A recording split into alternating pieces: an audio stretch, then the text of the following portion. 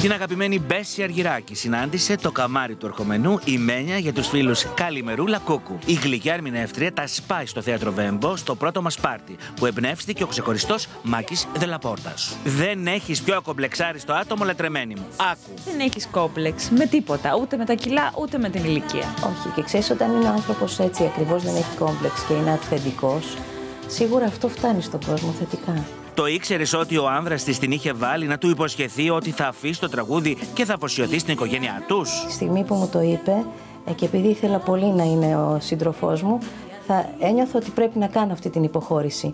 Στην πορεία όμως όπου πηγαίναμε ψιλοέκλαιγα και οπότε αναθεώρησε πάλι αυτό που μου ζήτησε, το συμφωνήσαμε πάλι μαζί ότι θα κάνω αυστηρές και επιλεγμένες μόνο εμφανίσεις. Πώς αντιδρούσε στους αρσενικούς πειρασμούς που την πολιορκούσαν? Τι γινόταν με αυτούς τους πειρασμούς που γυρίζανε σαν καρχαρίες γύρω σας?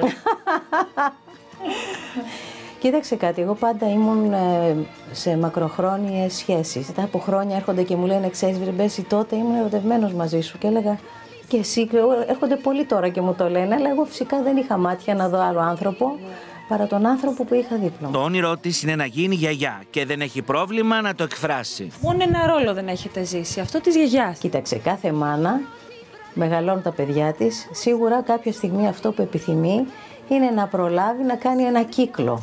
Και ο κύκλος ολοκληρώνεται για κάθε γυναίκα όταν πάρει στην αγκαλιά της και το εγγονάκι της.